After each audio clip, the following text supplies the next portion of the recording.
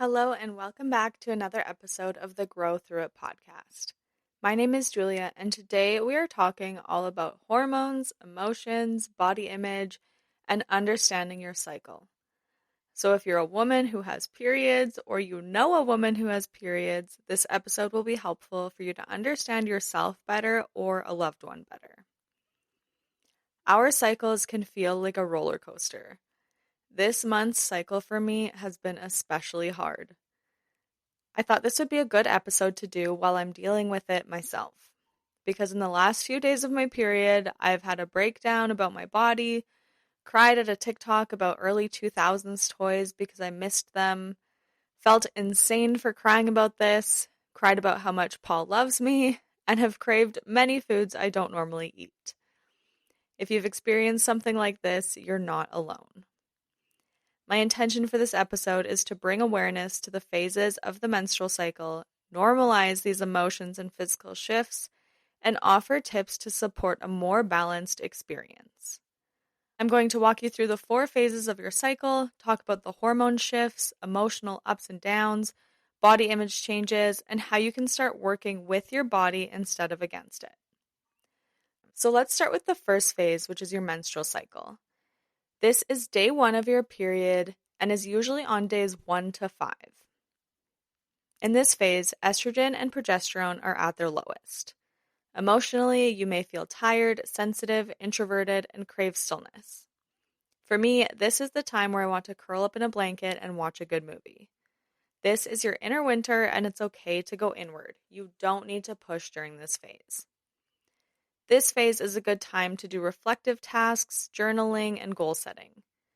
Alone time is key during this phase. It's okay to say no without guilt. Remember, rest is productive. For exercise, gentle movement is important here. Think restorative yoga, stretching, and walking. Foods that are good for you during this phase are warming, iron-rich foods like soups, stews, cooked veggies, bone broths, lentils, and red meat. I try and always have red meat during this time because it's so rich in iron, and I know I'm already pretty low in iron, and when I'm on my period, I need to replenish it even more. The next phase is the follicular phase, which is typically days 6 to 14. Estrogen starts to rise during this time, and this is actually my favorite phase. Typically, you feel inspired, creative, energetic, optimistic, and overall happier. It's a great time for brainstorming, planning projects, and creative thinking. You start saying yes again to social plans. It's a great time to network or plan something fun with friends. You can think of this phase as your inner spring. It's a great time to blossom and start something new. When it comes to exercise, this is where you can push your limits a little bit more. Strength training, HIIT, plyometrics, and running. It's a great time to go to a workout class because it'll challenge you and you're more social during this phase. For food, eating fresh foods like smoothies, salads, and lean protein is beneficial. The third phase is the ovulatory phase, which is typically days 14 to 16. This is when you're most fertile and your estrogen peaks and testosterone and LH surge. You feel super confident, magnetic, and high energy during this time. This is your inner summer. It doesn't last long, but enjoy the energy while it lasts. Just don't overcommit during this time. This is a good time for public speaking, meetings, interviews, and collaborations. You have peak social energy during this time, so it's a great time to go on dates, host a party, or hang out with a friend. You can go hard on exercise during this time too. The follicular phase ramps it up, but this is where it's at its peak. Again, cardio, HIIT, and heavier strength workouts are great during this time. Eating foods like raw veggies, fiber-rich foods, and lean proteins are beneficial. It's actually interesting to track your workouts throughout your cycle because you may notice higher performance during the follicular and ovulatory phases and lower results in your menstrual and luteal phase, which we'll talk about next. I've heard personal trainers before ask their clients what phase they are in because when they're in their menstrual phase, they can't lift as heavy, and that's okay. The trainer then might lessen the intensity. The final phase is the luteal phase, my least favorite, although I try and find good in all of them. This is where progesterone rises and estrogen drops later in the phase. This is your inner fall. Your body is preparing for rest. It's important to slow down and take care of yourself during this time. You may feel more irritable, have lower patience, feel more introverted and more critical. This is the phase where I notice I am hungrier and crave more food, I'm harder on myself and my body, and I have more mood swings. When it comes to work and productivity, this is the time to wrap things up, do more detail-oriented tasks, and organize. Socially, this is the time to set boundaries, be around people who are low pressure, or have more solo time. Moderate movement during this phase is okay. Yoga, bar, light stretching, and walking is all good. Eating complex carbs, roasted root veggies, pumpkin seeds, turkey, and magnesium-rich foods are great for this phase. So we've gone through each phase. Now let's talk about why we feel so different week to week. One week you love your body, the next you're looking in the mirror crying. Can you relate? During each phase, there are hormone shifts in our bodies. This affects how we store water, how bloated we feel, how our skin looks, and even our brain chemistry. We live in a world designed for us to perform the same every day and to always look and feel our best. But the truth is, we are cyclical beings. Our hormones shift week to week, and those shifts impact everything from our confidence to our hunger to how our clothes fit. Let's break this down further. Again, looking at each phase of our cycle. So during our menstrual phase, we are bleeding. Our hormones like estrogen and progesterone are at rock bottom. Our energy is low, our brain is foggy, and everything feels harder. This is often when we feel the most sensitive and vulnerable. You might feel bloated, puffy, or heavier. I know for me right now, I feel like I've gained 30 pounds in the last few days. I obviously haven't, but I just feel heavy. This phase often brings negative self-talk. You might feel like there's something wrong with you. In my case, I go very dramatic and tell myself I'm ugly. I know in just a few days, though, I won't feel this way anymore, and I try my best to not speak to myself that way. During the follicular phase, our estrogen starts to rise, which also raises our mood. We feel lighter, more motivated. You may feel leaner because bloating tends to go down. You may suddenly feel more attractive and more social. We start to feel more like ourselves again. During ovulation, estrogen is at its highest and you have peak energy. Your body wants to be seen and connect. You're glowing, magnetic, confident, and your body image feels the strongest. During the luteal phase, progesterone rises, estrogen dips, and your nervous system becomes more sensitive. This is when bloating can come back, digestion slows down, and your body might feel inflamed or heavier. Your confidence may plummet, and body image often takes a hit. This is where your inner critic gets louder, but remember, it's not you, it's your hormones. The key takeaway here is to remember that you are not inconsistent or crazy. You are cyclical. Understanding this gives you power. Instead of judging yourself, you can give yourself compassion. Next, let's talk about something so many of us have been taught to just deal with: the symptoms we experience during our cycles. You've probably heard people say cramps are just part of being a woman. Everyone gets moody before their period. Or it's normal to want to eat everything and cry the week before. But the truth is, just because something is common doesn't mean it's normal. And just because you've experienced it your whole life doesn't mean you have to continue to do so. Think of it like this: it's common to get sick during flu season, but that doesn't mean it's healthy. Same goes for PMS. We've normalized suffering, but it's not actually normal.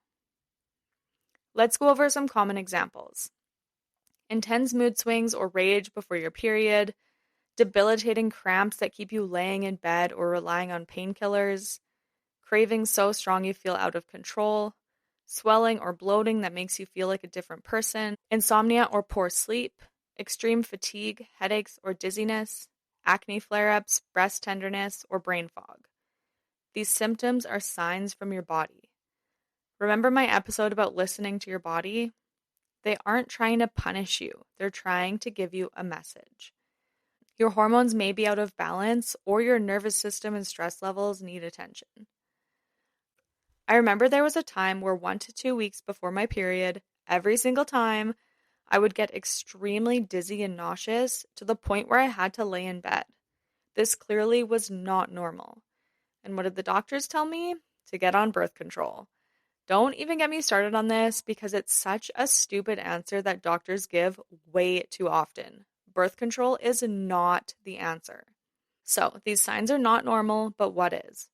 Because you're not going to be perfect. Some shifts in energy and mood are normal because hormones are fluctuating. Mild cramps or dull sensations before your period are also normal, but it shouldn't be to the point where you're laying on the floor in pain. A desire to rest more during your period is normal. A slightly increased appetite in the luteal phase is normal. And temporary emotional sensitivity around your period is also normal. Again, notice how I said some shifts, mild cramping, slight increase. These changes are subtle. They don't derail your life or make you feel like a completely different person. And if you are experiencing those common but not normal symptoms, you are not alone. Most women are, including me. I'm still trying to figure out my own cycle and how to make it healthier. So why is this happening to us?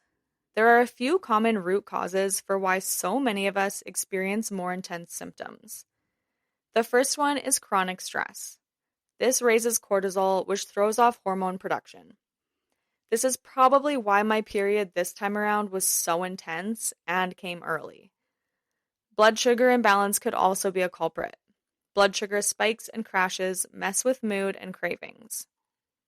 Poor gut or liver function is another one. Estrogen isn't detoxed properly, leading to estrogen dominance. Undereating or nutrient deficiencies is also another one. Your body doesn't have the nutrients it needs to support balanced hormones. And finally, overtraining or not syncing movement with your cycle can add more physical stress. I remember one time I went on a super intense hike the day I got my period. That was truly one of the worst periods I had ever gotten. I asked my acupuncturist why she thought it was so bad, and she knew right away it was most likely because I pushed my body too hard while on my period. So this may all sound overwhelming or frustrating that we have to deal with this.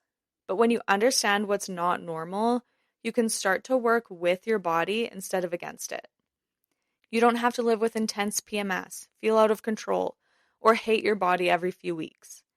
There are ways to support yourself through food, stress management, rest, and awareness that can make a huge difference. When we start supporting our hormones, our cycles become more balanced, more predictable, and less disruptive. So what are some ways we can support a healthier cycle? Number 1, eat to support hormone balance. Like I already mentioned, what you eat deeply affects your cycle. If you're not eating enough or eating unbalanced meals, your body struggles to produce and regulate your hormones properly. First, make sure you are eating enough consistently. Undereating can cause irregular or painful periods, increase PMS, and worsen body image issues. Your body needs fuel and nourishment. Second, balance your blood sugar. Each meal should contain a lean protein, a healthy fat, a complex carb, and ideally fiber-rich veggies. This will help keep your blood sugar stable, which means fewer mood crashes and fewer cravings. Third, support estrogen detoxification. Veggies like broccoli, cauliflower, and kale, flax seeds, and leafy greens help your liver and gut process excess estrogen. Fourth, magnesium-rich foods like pumpkin seeds, spinach, and dark chocolate can ease cramps and support relaxation in the second half of your cycle. Number 2, lower stress and support your nervous system. Chronic stress throws everything off. Cortisol, which is your main stress hormone, directly competes with the production of progesterone, which is essential for a smooth luteal phase. To regulate your cycle, you have to regulate your nervous system. This can look like breath work and meditation, EFT tapping, restorative movement like yoga or walking in nature, sleeping 7 to 9 hours and having a consistent sleep and wake time, and creating boundaries and saying no more often during your luteal and menstrual phases. Number 3, move in sync with your cycle. Cycle syncing your workouts can be great for you. Try it out and see how you feel. Menstrual phase is gentle stretching, walks, yoga, or full rest. Follicular phase is strength training, Pilates, cardio. Ovulatory is HIIT workouts, heavier lifts, group fitness. Luteal phase is lower intensity strength training, Pilates, yoga, and longer walks. The follicular and ovulatory phases may mesh a little bit depending on where you're at in your cycle. Number 4, consider natural supports and supplements. Of course, always check with your doctor or naturopath, but some supportive tools that can help regulate your cycle naturally include magnesium, vitamin B6, omega-3s, zinc, or seed cycling. I actually tried seed cycling once, but wasn't very consistent with it.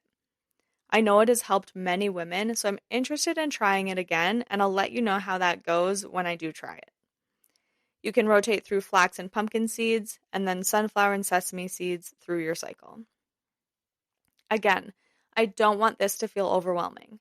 Supporting your hormones isn't a one-size-fits-all formula, and it's not about being perfect. It's about listening to your body and giving it the basics: nourishment, rest, stress relief, and self-respect. Your hormones are powerful messengers, not enemies. I know it can be hard to love your cycle, especially if you have really bad symptoms, but try and be kinder to yourself. Our cycles are what makes us unique, and there are benefits to all phases. I invite you to track your cycle and reflect on patterns. Look at mood, what you did with work, what you did socially, what you did for exercise, and how you felt. I went to a yoga class one, and it was around the cycle, and she told us that when she journals, she'll write down which day of her cycle she's on. This is another great way to look for patterns. So if you've been feeling like your body is unpredictable, like your emotions are too much, or like you're constantly swinging between extremes, you are not broken. You are just cyclical. And when we start to understand and honor the natural rhythm of our cycle, everything begins to make more sense. Your period isn't just something you have to go through. It's a built-in feedback system to tell you what your body needs and how it's doing. The more you listen to it, the more empowered you become, and the more you connect with your body. I hope this episode reminded you that you're allowed to ebb and flow and show up differently each week. I also hope you've learned what's normal and what's just common, and how you can have a healthier cycle. If you have any questions, please don't hesitate to reach out on Instagram. You can find me at growthroughit.pod. If you enjoyed this episode, I would be so grateful if you would rate, review, follow, or subscribe, and share it with someone you think would benefit from it. You can suggest future topic ideas or ask anonymous questions using the link in the show notes. Thank you so much for listening, and remember that you are worthy. See you next time.